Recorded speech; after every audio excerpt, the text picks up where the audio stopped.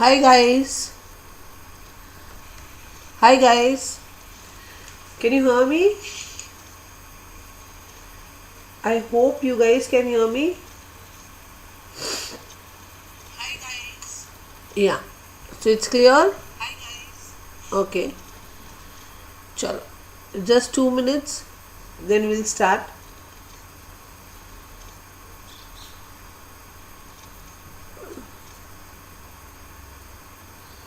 Hi Prachi.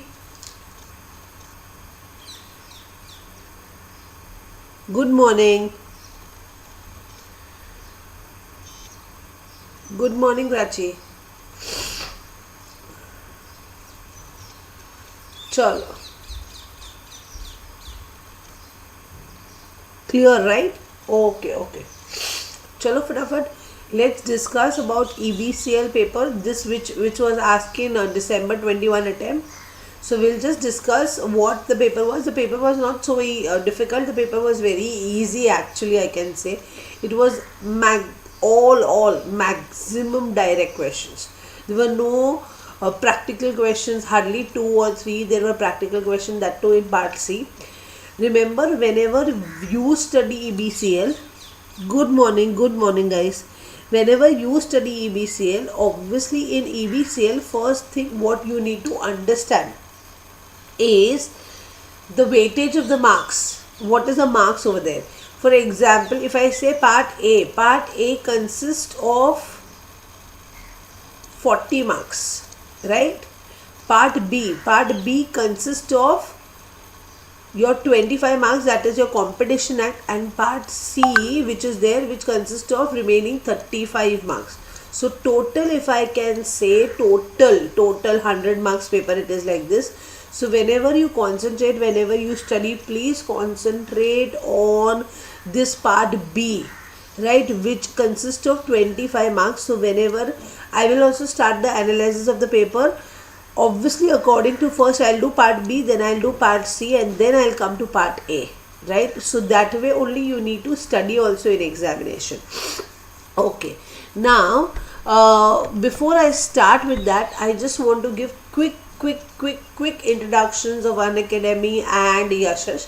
Guys, as you all know, Unacademy have joined hands with Yashash, and they have started a new batch for CS Executive, and they have started the new batch on 12th of Jan 22. That will be for your June attempt. And once you download the Unacademy app, you can just chat with your educators. You can talk, even you can even talk with your educators. Unlimited doubts you can ask to your educators, plus you can attend the free classes, right? Free special classes you can attend. So what are you waiting for? Just download Unacademy app and avail 10% discount by using the code Yashash Live. YES, one sec. YESHASLIVE. So use the code Yashash Live and then start Unacademy. Okay, now the first thing here, the paper. This was a paper which was asked in December attempt. I'll just show you what this is. Part 1. This is your full part 1, that is your FEMA, right? This is your part 1. Question number 1 and question number 2 will always be of FEMA, right? Question number 3 starts with part 2, that is your Competition Act, and question number 4 also is Competition Act. Question number 5 and 6 is of your C part, that is your law, other business laws, right? Okay, now we will start with part 2. First question, you remember this first is of 3 marks. 3 marks each, so you have to attempt 5 questions. There is no options at all. Okay, first it is very easy. What do you mean by cartel? Cartel is nothing but an association. So what you need to write over here, cartel is nothing but an association of producers, association of distributors, service providers, traders, right? So how to write cartel? See, I have given you, this is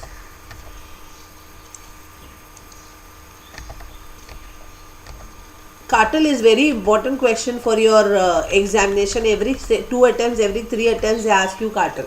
So this is the, obviously this is, I want this way marks. Now how the distribution of marks will become? They have asked you what is cartel. It is 3 marks cartel, right? So how distribution of marks will become? Simple. If you explain this cartel includes what? Association of producers, service providers by an agreement, right?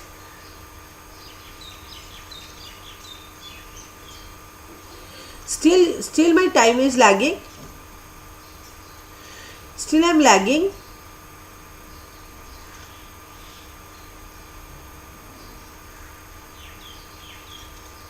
Video sorry, video is lagging. Rahul,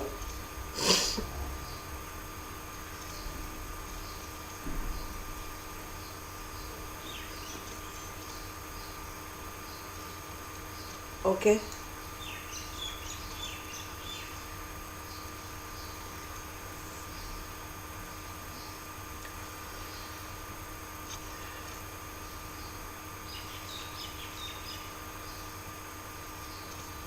Okay, still lagging. Okay,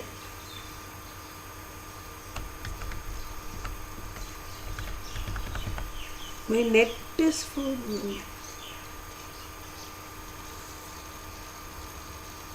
Okay.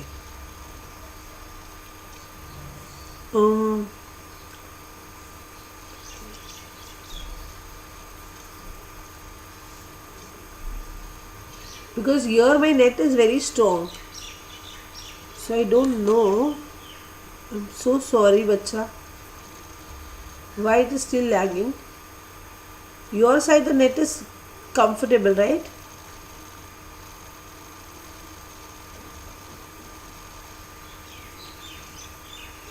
Okay, let's see one two questions, then let's see afterwards. We'll see, check again, then again I ask you whether it is lagging or not. Okay, now what do you mean by cartel? Cartel is nothing but an association. So you have to write this full. Cartel means an association, sellers, distribution, this full thing you have to write. This will give you, obviously out of 3 marks, this will give you 2 marks. Very important, this will give you 2 marks. And then if you have time, please write this also. Please write this also. Some of the conditions that are conducive to cartel. Matlab, what proves that there is a cartel in the market? There will be concentration. Only few competitors will be there, right? Entry will be there. There will be entry barriers, exit barriers, homogeneity of products. That points you have to write. This will give you 1 more mark. So total 3 marks. What is cartel? Same way, if I go to next question, what do you understand by anti-competitive? Guys, you know anti-competitive agreements are nothing but an agreements which are going against the competition, and obviously it is considered as void. So ma'am, what will write?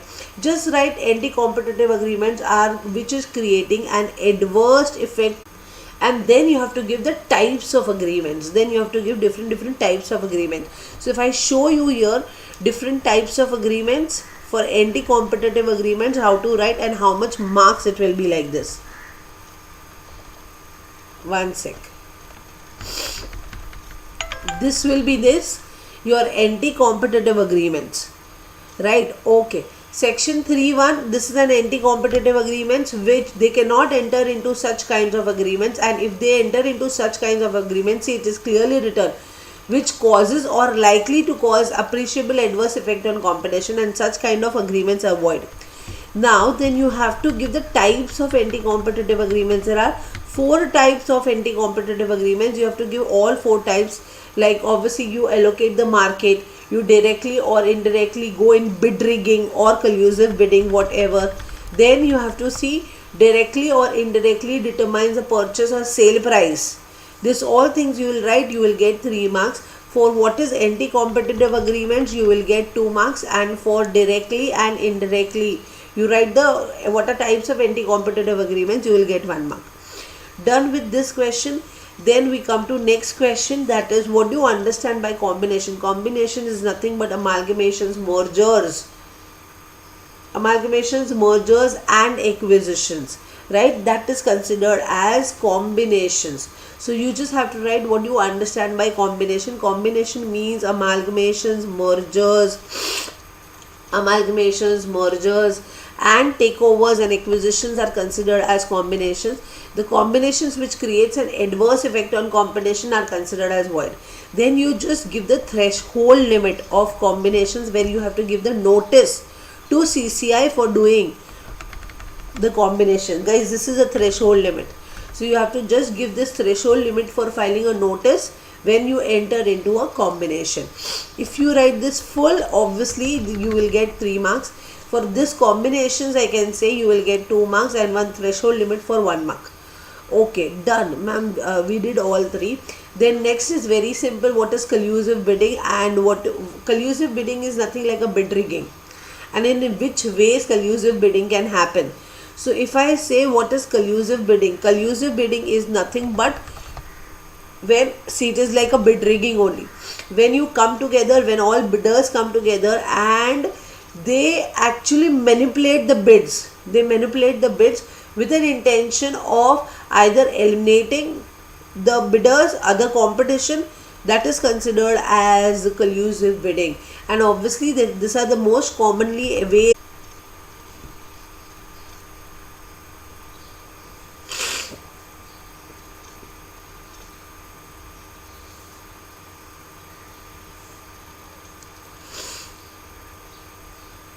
Okay, next, what constitute the abuse of dominant position? Now, what do you mean by abuse of dominant position? Abuse of dominant position, this is also very important question for your CS executive. Always, no, 2 attempts, 3 attempts, they ask this question. What do you mean by abuse of dominant position? If you are in dominant position in the market, you abuse it, you misuse it.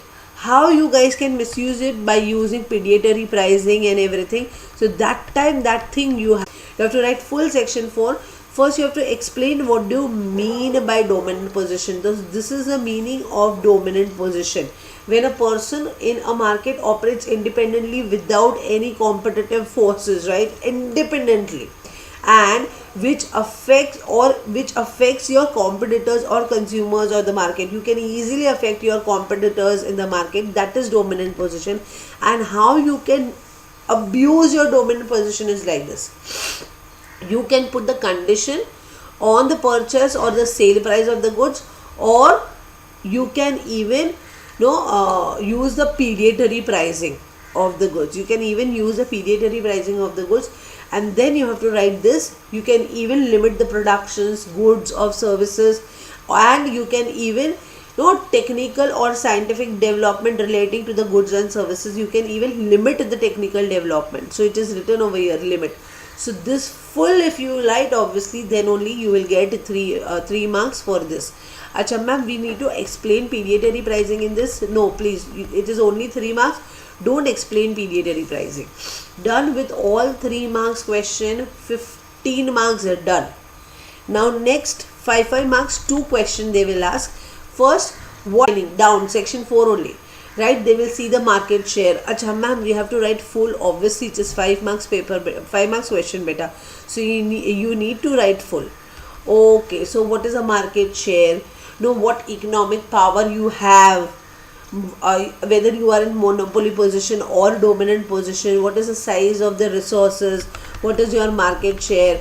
How many entry barriers are there? How many exit barriers are there? How much consumer is dependent on your product?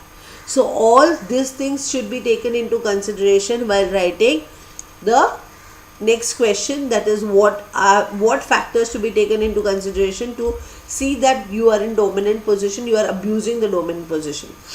Next, the basic purpose of competition policy. This is just introduction part. The main purpose of the competition policy, as you guys all know, is to preserve and promote the competition. So if I say it is just to preserve and promote the competition, yes, it is to preserve and promote the competition, to sustain the competition. So just you have to discuss, it means you have to write the objectives of the competition policies. Oh ma'am, so introduction part you have to write just objective of competition policies, correct. You just have to write objectives. This is the basic purpose of the competition policy. So ma'am, how you will write? You just write first introduction. What is competition? Competition is nothing but striving hard, right, independently. Sellers are striving hard independently for a buyer's patronage. It means buyer's goodwill. So that is competition. And second thing you can write, obviously, what is the basic purpose why this Competition Act came into force. The Competition Act came into force because of two elements. First, obviously, to set the policies to enhance the competition. See guys, it is given over here, enhance, so increase the competition in the local market or the national market. And the second element in this is to design to prevent anti-competitive agreements, right? And so that they don't want more of the government intervention. Obviously everything will be handled by CCI. So this is done. If you write this much is more than enough for 5 marks. Okay, so ma'am, here we have to just write the introduction part, why competition is required and what is competition, and why this competition policy came in force. So what are the objectives of competition policy? Correct.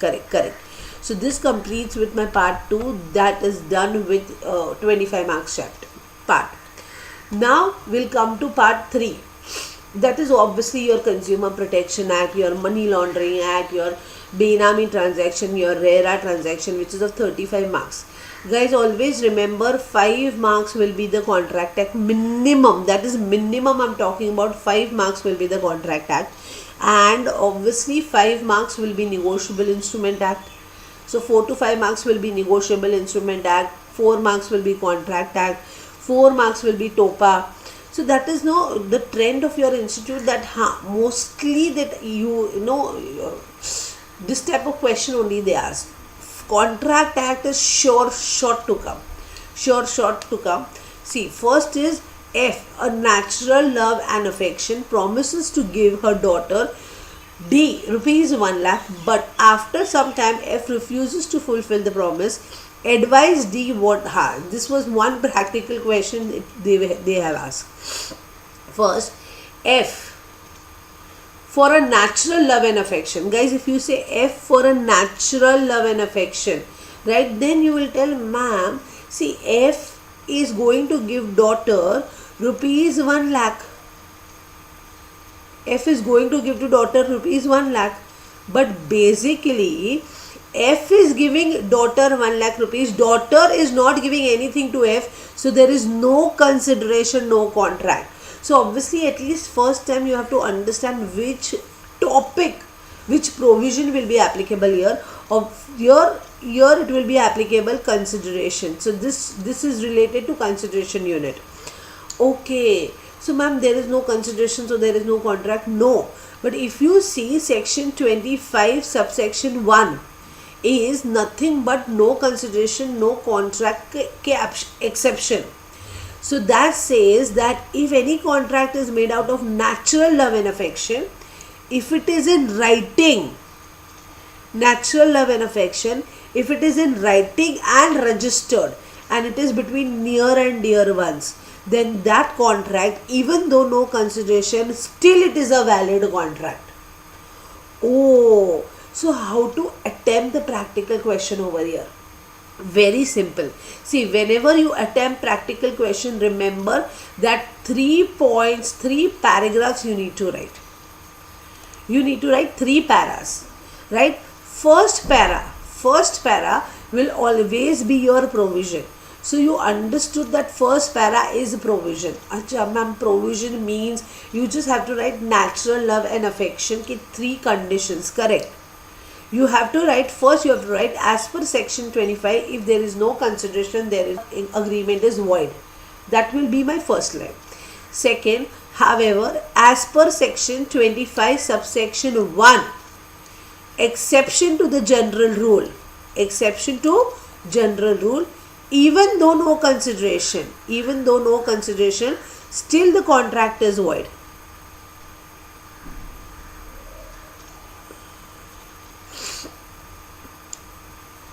Even though no consideration, still the contract is void. Right? So you have to write that, and you have to write that if any contract is created after, you have to write 3 conditions. If any contract is created out of natural love and affection. Second, then you have to write once after, not, no, it should be between near and dear ones. And third, it is very important, it should be in writing and registered. Now, ma'am, here in this question, it is not written whether it is in writing, whether it is being registered. From 2 conditions we can easily find out. Obviously, it was out of natural love and affection, and second, it was between father and daughter. So obviously, it is near and dear ones. One is left. That is out of whether it is in writing and registered. Now, guys, you have to assume that it is out of natural love and affection. So, sorry, my mistake. You have to assume that it is in writing and registered. Writing and registered, both you have to assume that.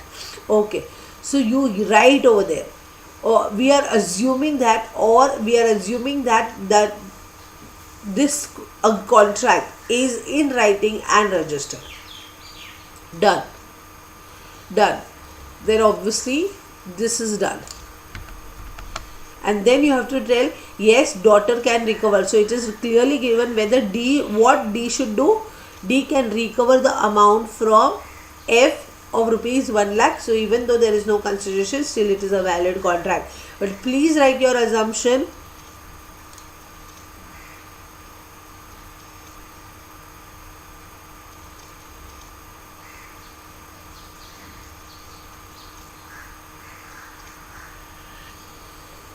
Please write your assumption that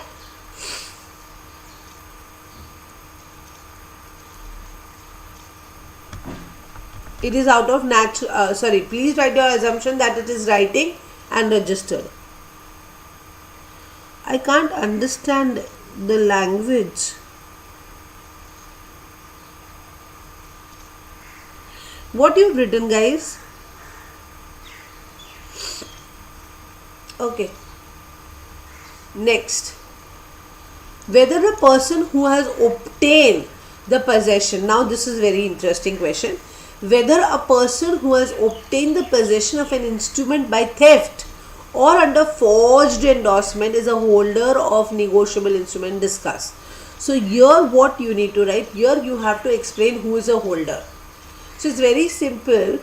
Who is a holder? Holder is a person who actually holds the instrument. So I require holder is a person who holds the instrument, not only who holds the instrument but who is also entitled to receive the amount. So holder is a person who is entitled to receive the amount. So here now, guys, listen. So both condition you have to write. First is a person who holds the instrument, and second you have to write who is entitled to receive the amount. So who has a right to receive the amount. Here entitlement means right to receive the amount. Acha, okay ma'am. So whether a person who has obtained the possession of instrument by theft or forged instrument. See, if you obtain any instrument by theft, obviously you will be the holder because you are holding it, right? You will be the holder, but you will not be entitled to receive it. You don't have any right to receive the amount which is mentioned on negotiable instrument. So my second condition is not satisfied. So you have to write that the person who have obtained the possession of instrument by theft obviously cannot be considered as holder because he is just holding the instrument and he does not have a right of entitlement. Done. Finish it off. Right, ma'am? Hardly very small. It will become, yes, it will become very small, but it's okay. Now, C is again a Consumer Protection Act. Consumer Protection Act, short, I always tell it will be one question. A is a tenant of B. A asks B to clean, repair and maintain the house. So obviously A and B, the relationship is between tenant and a landlord. B refuses. There is no provision in a lease agreement in the respect of cleaning, repairing and maintaining a building. However, A wants to claim, guys, as per the recent judgment, it has been given that the tenant and landlord are not considered as consumers. Right? So tenant and landlords are not considered as consumers. So if I am telling I am a tenant, I took one house, right, as a tenant, and I have not hired the services. It's not assumed that I have hired the services. I am just paying it for the person I am living in that house. So the relation between the landlord and tenant is not the relation of consumer and seller. So if A is a tenant, it is given. So A is a tenant, so A is not a consumer. So obviously A cannot file a suit under the Consumer Protection Act. Right, so A cannot file a suit under Consumer Protection Act. Oh, so ma'am, how to write the answer? First, you just have to write what is the definition of consumer. Consumer means a person who buys the goods or agrees to buy the goods, or the person who is a user of the goods or who avails the services and for consideration, and that consideration can be partly paid, promised, partly paid and partly promised, or deferred payment with an intention not for the commercial purpose. So first you just have to write the definition of consumer, and then you have to explain that the tenant, the relation between the tenant and the landlord is not as that of consumer. So A will not be considered as consumer. As A will not be considered as consumer, A cannot file the claim against B under Consumer Protection Act. I hope done with that. Next, A gives rupees 1 lakh to B, reserving the right to back 10,000 out of that at his desire with B's assent. Decide the validity of the gift. Now see, whenever you give the gift, first of all, it cannot be revoked. Generally, obviously, once the gift is given and donee accepts the gift, it cannot be revoked. That we understood, ma'am. So it cannot be revoked. So he is not revoking the gift. What he is telling, that I will give you 1 lakh rupees, right? And I reserve my right to take back 10,000 out of it. Now see, even whenever you give the gift, there can be some rights, right? There can be some burden on it. Then it is called onerous gift. It's okay. Giving burden is okay. So I'm giving you benefit along with the burden. It's okay. But you cannot write any clause in the agreement like this, that if I am giving you gift, I reserve my right to receive 10,000 out of that money. It's not possible, right? You and that too at your see, you have written 1 lakh B, reserving the right to take back 10,000 out of at his desire. So whenever donor wants, he will take back 10,000. That is practically not possible. This is not allowed. This clause is not allowed. So clearly it says that this clause is not allowed. Okay, so ma'am, how to write this? Simple. Here you just have to write, one sec, I'll just show you.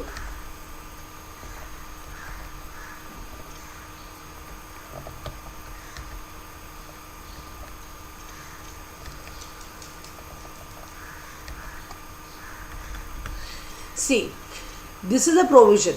When gift may be suspended or revoked, the donor and donee agree on the happening of the certain event, that after certain event, obviously the gift can be suspended or it can be revoked. So they can write the situation where the gift can be revoked, right? So they can write that.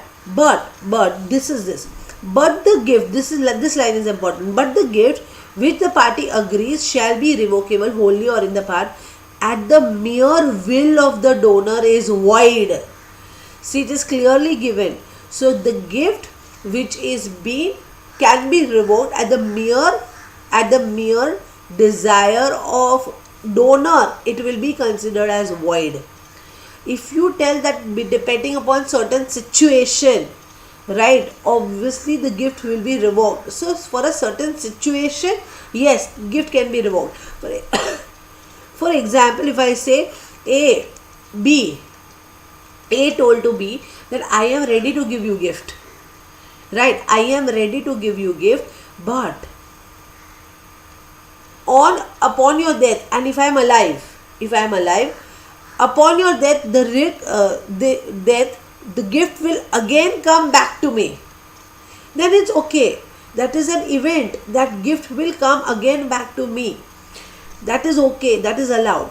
But if donor says that I want something from the gift at my desire, obviously that is void. So this year, what will be your decision? The gift given by A to B, 10,000 wala is void, and remaining 90,000, obviously it is valid. So 90,000 is a gift which is valid and 10,000 is void. Okay ma'am, then we understood this. So next part is X and Y buys 50 bales of cotton, agreeing that to divide. Obviously, just dividing, this is very simple guys, very simple. Here you just have to write the definition of partnership. You know what is a definition of partnership? When two or more persons come together to do the business, to share the profits, carried on by all or any of them acting for all. So here you just have to write the definition of partnership. What are the essentials of partnership? So you have to write two or more person agrees together, means obviously there should be an agreement to carry on the business. To carry on the business. Guys, that is word very important. So here X and Y buy 50 bales of cotton and they are dividing the cotton. 25 bales I will take, 25 bales you take. Sorry boss, this is not a business. If this is not a business, they are not considered as a partners, right? So you just have to give the definition of partnership, and then you have to tell this is not a business. Just sharing of cotton bale is not considered as business, and thus X and Y are not the partners. Okay. Plus obviously mutual agency should also be there. There is no mutual agency over here. That also you can write. Now in this, obviously the distinctions are very simple. I need not explain you. English mortgage, this is direct question. English mortgage and mortgage by conditional sale. In mortgage by conditional sale, obviously you sell the goods. You sell the goods here, not goods, I'm so sorry. Here you sell the property on conditional basis that if I pay, then the sale will become void, and if I don't pay, obviously the sale will automatically become valid, absolute and binding. So that is mortgage by conditional sale. And in mortgage by conditional sale, obviously personal liability will not be there. Personal liability means the person who has given, so mortgager will not be personally liable, but there will be the right of foreclosure. So mortgagee, in case mortgager fails to pay the amount, mortgagee has a right to foreclose the property. In English mortgage, it's a combination of simple mortgage and mortgage by conditional sale. So simple mortgage, see guys, here there is no possible that you write the distinction in a T form. You just have to write in a paragraph form. So English mortgage, first you will give the paragraph of English mortgage, and then you will explain conditional mortgage. That will be your distinction. Okay, that will be in paragraph form. Here in English mortgage is nothing but a combination of simple mortgage and conditional sale. So here also they will sell the property, and if the mortgager pays, very good, it will become void. Sale will become void and property will be retransferred again to mortgager. In case if mortgager fails to pay the amount, the sale will become binding, absolute. But in this case, mortgager will be personally liable. So this is the major difference. Here mortgager is personally liable, whereas here mortgager is not personally liable. Both there is an option of foreclosure. Okay, but only the main distinction is here the mortgager is personally liable, here the mortgager is not personally liable. Guys, conditions and warranty, this is of SOGA. I have always marked guys that 99% for SOGA they ask distinction only, right? They don't ask any theory question for SOGA. I have never seen in last 2-3 attempts. Okay, but still you can't take a chance guys, they can ask any questions from SOGA. Conditions and warranties, obviously condition is a stipulation which is the main purpose to the contract, and warranty is a stipulation which is collateral to the main purpose. Here 3 distinction will come. First you have to explain the meaning. main purpose and collateral to main purpose. Second, if there is a breach of condition, the buyer can repudiate the contract and can claim the damages. However, if there is a breach of warranty, buyer can just repudiate the contract, they cannot claim the damages. Next, condition can be treated as warranty, but warranty cannot be treated as condition. So this all three important distinction you need to write. Next, promissory note and bills of exchange. Promissory note and bills of exchange, here it's very easy, so many distinction it can come. Here there are two parties, here there are three parties, here is maker and pay, here it is drawer, drawing and pay. Promissory note is an unconditional obviously promise that I will pay you. I will pay you, that is an unconditional promise, and bills of exchange is an unconditional order that you need to pay me, right? So promissory note, please it's an unconditional order. Bearer promissory note is not allowed, but in bills of exchange, the bearer bills of exchange which is on demand is not allowed, but remaining on time it is allowed. So you have to write bearer promissory note is not allowed, but bills of exchange which is bearer on time, yes, it is allowed. It is allowed. So this will come with the distinction of promissory note and bills of exchange. Next will be the distinction between indemnity and guarantee. Indemnity and guarantee, here there are two parties, here there are three parties, here there are two parties, that is indemnifier and indemnity holder. Here there are three parties, that is creditor, principal, debtor and surety. Here there is only one contract between indemnifier and indemnity holder. Here there are three contracts, three contracts, one between principal, debtor and creditor, one between principal, debtor and surety, and one between surety and creditor. Remember, the contract between principal, debtor and surety is an implied contract of indemnity, right, to compensate it. Okay, then here you can write indemnity is to, in contract of indemnity, the indemnifier cannot sue the third party, but in contract of guarantee, surety can for the recovery of the amount in case he has paid the amount. Okay, ma'am. Then what more distinction we can write? Here you can write in contract of indemnity is nothing to compensate for the loss. It's a contingency that if some event happens, I will compensate you from the loss. And in guarantee is nothing but an assurance. You are giving assurance that if principal, debtor will not pay, surety will pay to it. Okay. Then you can write in contract of indemnity that indemnifier's liability is primary. So the liability of indemnifier is primary, and in guarantee you can write the liability of the surety is secondary. So this completes with this. Now see guys, in TOPA, so much questions of TOPA they have asked this time. 3 marks for TOPA here, 3 marks for TOPA over here. So it is 6 marks plus 4 marks of TOPA over there. Front, which we did, right, release this wala gift wala what we did, that is also of TOPA. So 6 plus 4, that is 10 marks TOPA they have asked this time. Okay, next, charge and mortgage. Obviously charge, there are only 4 distinction between charge and mortgage.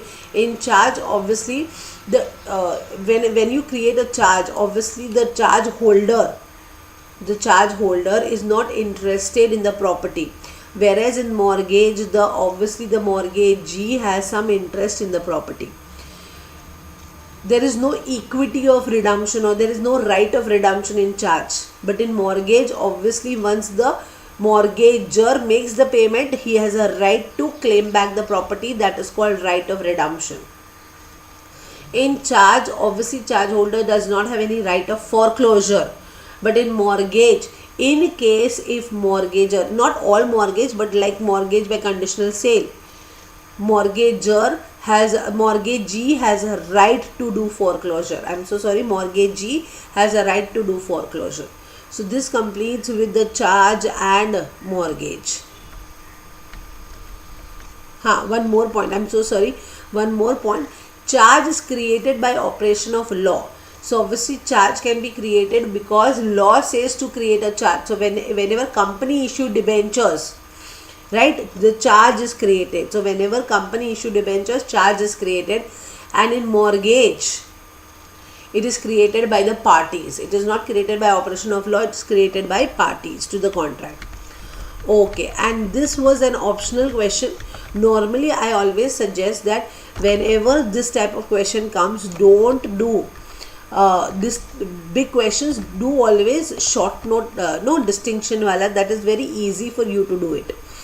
Okay, now here this one question was asked, what are the objects of RERA? This is very direct question. Why the RERA came into force? The RERA came into force for what reason? So that everything is to control. It's a regulatory authority, right? To control the builders, or they to have a good self investment, FDI in real estates and everything. So this is nothing but the objects of RERA you need to write. What are the objects of RERA? Against whom specific performance of contract cannot be enforced. Obviously you cannot enforce specific performance. Here you need to write section 14. You cannot enforce a specific performance, right, against this. For example, you need to write 4 points. For example, I can say you can write like this, that if the contract is of personal skills, you cannot enforce a specific performance. If the contract is the contract is of such nature that court supervision is required, so obviously that type of contract, there will be no specific performance, which is readily available in the market. That type of thing, specific performance will not be allowed. Okay, next, what is a law determining declaration of pre-packet? This is very easy, guys. You have to be on pre-packet, you have to write the certain declaration. So here, as per section 18 of Legal Metrology Act, you just have to write that certain things should be disclosed on the pre-packaging, and that it should be disclosed. Once it is being disclosed, I'll show you one sec.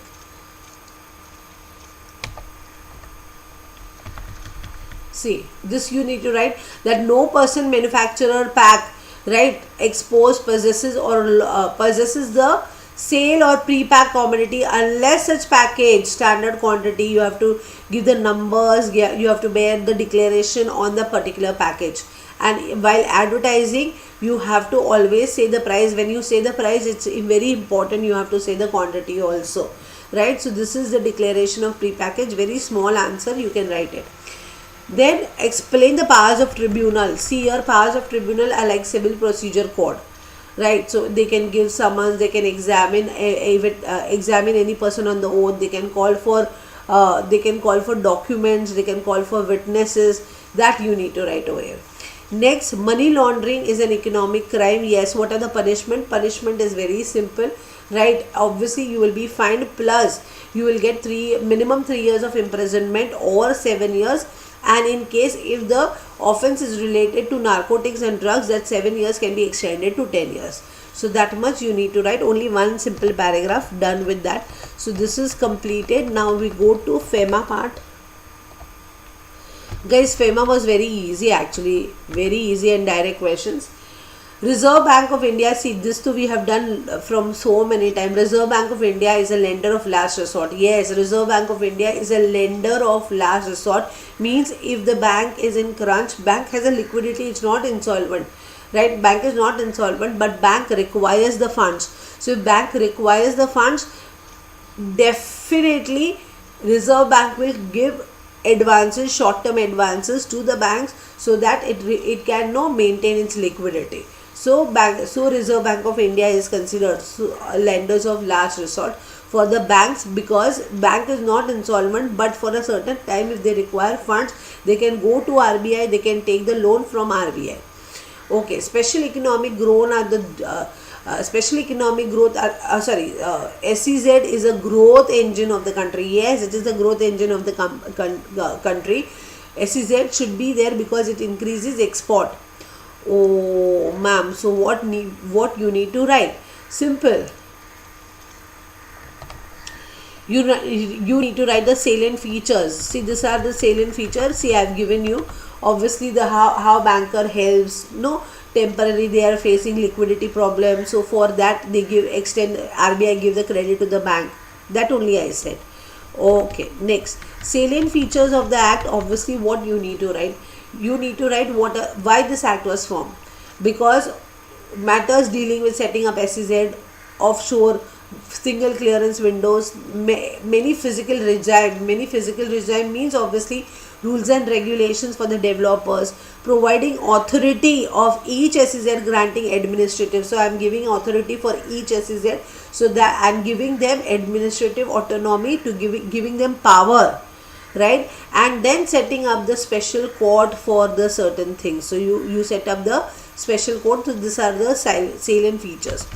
Next, what are the rules relating to the acquisition of immovable property? Guys, this is very simple. NRI can purchase immovable property from which is situated within India, except obviously three, that is your farmhouse you cannot purchase, agricultural land you cannot purchase. So I hope you know that, right? So farmhouse, agricultural land you cannot purchase, and even plantations you cannot invest in. Plantation land also you cannot purchase. So that thing you need to write. They can transfer immovable property to any other person other than which three property? Again, farmhouse, plantation and agriculture. This three property he can transfer to another NRI also, or any other person also who is of Indian origin. Okay, so that rules regarding acquisition and transfer of immovable property. So here it comes very simple. Here NRI can purchase all the property which is acquired other than agriculture, plantation and farmhouse. Next, NRI can transfer such property other than agriculture, plantation and farmhouse to the person who is another NRI or any person who is of Indian origin. And then last you have to write that NRI can transfer any property. Don't write other than, any property to the person resident in India. And then you have to write they have to route all the transfer through the banking channel, and that thing you need to write. Done. Discuss the powers of central government to prohibit the obviously foreign contribution. Here you just have to write, this is always, see guys, I have written over here acquisition and transfer of immovable property, what I said. Okay, next, this section 9, full section 9 of FICRA Act you have to write, that you can prohibit, central government have a right to prohibit any person, right to require the person to give the informations, and and also can require the person or the class of person to give the intimation or prior permission, or you have to take a prior permission. So 3 points are related to contribution, foreign contribution, and remaining 2 points are related to foreign hospitality. So what you guys can do, just 3 points you remember: prohibit any person from accepting foreign contribution, requiring any person to obtain prior permission, and requiring any person to furnish the intimation, right? Then these 2 points, prohibit wala, leave prohibit wala, right? Because for foreign hospitality there is no prohibition, there is just restriction, right? So this point and this point, again copy paste, but instead of foreign contribution you will write foreign hospitality. So you will write require any person or class of the persons to obtain the prior permission from central government before accepting foreign hospitality, and requiring any person for the intimate to furnish the intimation about such as may be prescribed, and the amount relating to the foreign hospitality. So instead of foreign contribution you will just write foreign hospitality. Thus my question is over here. Next, discuss the power of central government to prohibit the receipt. This we did. Now, what is the procedure for raising the ECB? I always tell the ECB is a very important question. So what is the whole procedure? Just this is just a direct question. The whole procedure you need to write of ECB. So I am not explaining this wala. Explain various modes of acquiring the property outside India. Here you have to write that obviously a person resident in India can purchase any property which is situated outside India, but with the prior approval of RBI, right? And what are the there are exceptions where there are the circumstances where need not take a prior approval. No, just say for example, I'll just tell you that if one person who who has already taken the property when he was a foreign national, right? Obviously, that so he can just hold the property. He need not ask RBI for that, right? So this way you need to write everything in the modes of acquiring. So first thing you have to write that obviously you have to take the permission of RBI, and the second things what you need to write that under certain circumstances RBI permission is not required. Okay. Can a resident individual acquire sell foreign securities with a yes you can. It comes under normally liberalized scheme. So obviously beta you can sell and acquire the foreign securities without prior approval, right, of the foreign securities. So what kind of securities you can buy and sell, you just give that. Explain the tender character of the notes. So obviously this is RBI Act, guys. So what is tender characters of the notes? They have to frame, RBI frames it, RBI decides the color of the note, RBI decides the material of the note, RBI decides the denominations of the notes. So everything is being done, obviously approved by central government. So you just have to write the characteristics of the note, which is done by RBI. What is an object and the scope of FEMA? This is very simple. This is just an introduction. Why FEMA? To regulate the foreign currencies, right? Foreign Exchange Management Act. So it is nothing to regulate the foreign currencies, foreign exchanges. That is considered the reason why. And any person who don't comply with FEMA, obviously there are many authorities like adjudicating authorities, ED, enforcement directors, they will enforce them. So that is just, this FEMA came into force. Next, guys, now only I said liberalized saving scheme. Through liberalized saving scheme, you can obviously do capital account transaction plus current account transaction in a financial year not more than $250,000. And obviously even a students who are pursuing studies outside, they also can take the benefit of this liberalized saving scheme. They also can take $250,000 per year, right, for studying outside. But in case if the university demands more money, yes, government can give more money also, RBI can give more money also, because there are only 3 situations where you can take the money outside India more than $250,000. For example, you have to write everything in liberalized savings scheme. You can, and individuals can obtain foreign currency of $250,000 in a financial year for so and so purpose. So you can write gift, donations, studying outside, immigrations, medical facilities or personal visits, everything you write. And then you explain that under 3 situations. First situation medical, second situation pursuing study outside India, and third situation is immigration. All these 3 situations, obviously higher amount can be granted by RBI in case it requires, right? Higher amount can be granted by RBI in case if it is required. Next is the circumstances where RBI can cancel it.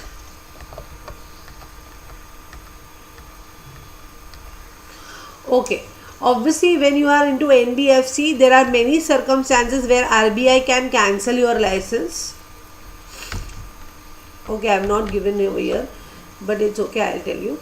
RBI can cancel your NBFC license. This is just a direct question which was asked, Baba. If you don't provide if you don't provide the information which is required by central government, or if you don't you are not in the functions from this much years, then they can cancel the RBI. So guys, this is just a direct question where from NBFC it was asked why they can cancel the certificate. Next, what are the objectives of here? You just have to write the Payment and Settlement Act, right? Payment and Settlement Act, right? There is one paragraph in your module, if you can see that what are the main objectives of Payment and Settlement Act. You just have to write the short note on Payment and Settlement System Act, right? It is there in module. It is given in the functions of RBI. The basic objective of the present foreign trade policy. So obviously basic objective, what this is again the introduction part. FTP always they ask one question, generally one questions of 4 marks. I am not telling that always, but generally one question. This is just a favorite question of your institute. What are the foreign trade policies objectives? You have to write to promote the export, to decrease the import, to maintain the financial, to maintain the balance of payment, right, deficit, that thing. Obviously that is make in India, skill India, that you have to write for the foreign trade policy. Okay, now various classes of, okay, here you just have to write NBFCK types, right? NBFCK types, like you can write asset NBFCs, many are class core investment companies, so many classes are there, right? So many types of, this is the direct question, many types of NBFCs are there, so you can write many types of NBFCs if you want.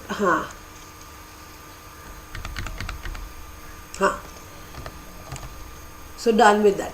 So many types of NBFCs, infrastructure NBFCs, then core investment company NBFC, asset finance NBFCs. So there are so many microfinance NBFCs. So all the types of NBFC according to their activities you need to write. Right? I hope you understood this. So this is 4 marks. So obviously there are many NBFC. At least if you write 6, 7 is also, I think so, more than enough, and you will get 4 marks for that. Right? Need not write all the NBFCs. Otherwise you will not get the time. So done with this. I hope this all is clear with you, how to write, and I think it was very direct paper.